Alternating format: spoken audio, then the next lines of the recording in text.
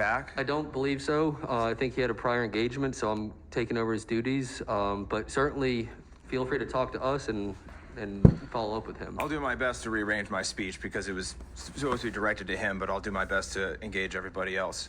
I was originally going to come here and talk about harsh punishments for crimes related to civil unrest because we don't need some fat woman and her friends blocking 95 and yelling at our police officers because some criminal in Minnesota died of a fentanyl overdose while resisting arrest ever again. But it turns out Governor DeSantis is already on that, and I can't applaud him enough. It's sad that the governor has to try to pass legislation so that people can defend themselves against violent criminals. And if we had more politicians that would try to make police lives easier and criminals' lives harder, instead of politicians who use the police and poor black people as pawns against each other to advance their political career, Governor DeSantis wouldn't have to do that. That being said, since we just had an election and we have some new faces up here, I would like to say this. This county does not need any more politicians who are only politicians to make money. I don't live in Commissioner Bernard's district, but I own a business there. And every few weeks, I'll read a story on the local news involving him, Keith James, and Lois Frankel, two more politicians I believe only care about money. And what they do is they'll talk about a group of people that they've decided, because this group of people isn't straight white men, that they somehow have an uphill battle living in Palm Beach County, and that they need to get some coalition for education and coalition for leadership and some group to come basically get acceptance from anyone who's not part of this group, and I think it's uncalled for. And so when Commissioner Bernard is telling WPTV that the fact that the Hispanic population in Palm Beach County is up 21% since 2000, but it's oppressive that they don't have any representation on this Board of Commissioners, I would like to instruct Commissioner Bernard that he should take a look around, because including Madam County Administrator, black people who make up 13% of the American population make up 25% of this Board of Commissioners. And according to his logic in the articles that I've read in the local news, his logic, not mine, that would mean that his overrepresentation of one group of people is part of the problem and not part of the solution. But instead of him doing all of that stuff, I would prefer that he just get up and get in the county and fix the problems that have been there since before he got elected. So when I get off 95 at 45th Street, I'm not met by an army of homeless people and their shopping carts and their trash. So that his district no longer has the highest crime rate, murder rate, poverty rate, unemployment rate, and the lowest rated schools in Palm Beach County. But even the top rated school in Palm Beach County, to me, is like the valedictorian of summer school, because the superintendent, in my opinion, is someone who's only there for money. This is the same superintendent who spent our taxpayer dollars holding a school board meeting to talk about George Floyd instead of why not one kid at Bear Lakes Middle School can read, write, and compute at grade level. I'm sorry, the clock was running when I was talking to you. Is it okay if I go for about 30 more seconds? Sure.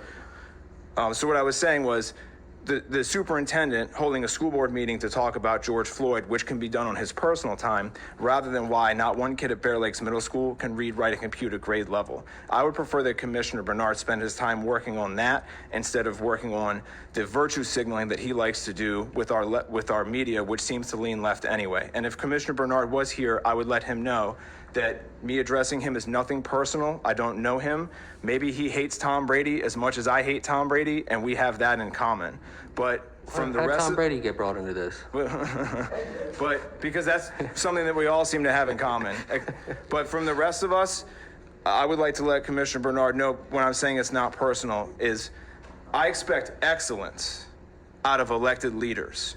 And hopefully one day when I'm sitting in the seat Commissioner McKinley is going to vacate in a few years, that he has the same standard for me that I have for everybody else. And I thank you for listening to me. Thank you, sir. And we will pass those comments along, and I encourage you to interact with Commissioner Bernard directly as well. Thank you so much, Mr. Mayor. Yes, sir. Next up is Joey Soto.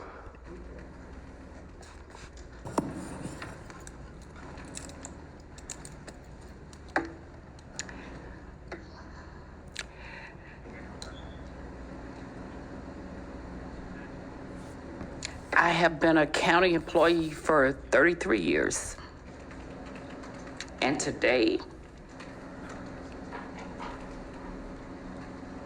I've never felt so disrespected in this chamber.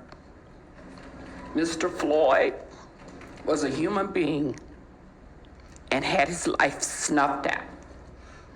I respect law enforcement, as I've said many times. But I think we all need to respect each other. And I could not sit here quietly and let the statements that went on go on.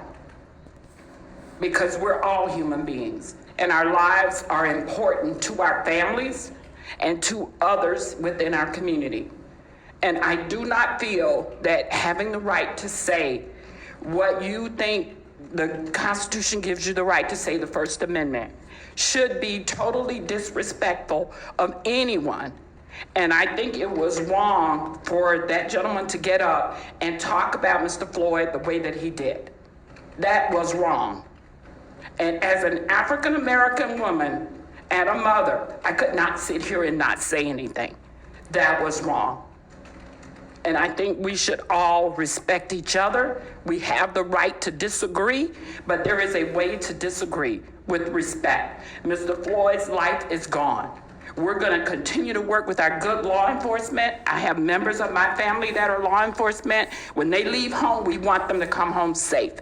So I support our law enforcement, but I do not support someone just snuffing out someone's life and no one cares about it. It is wrong. And I thank this board for allowing me to express that. And if that's not good, that is okay too. I think those are the most appropriate words to end this otherwise very exciting and meaningful and impactful day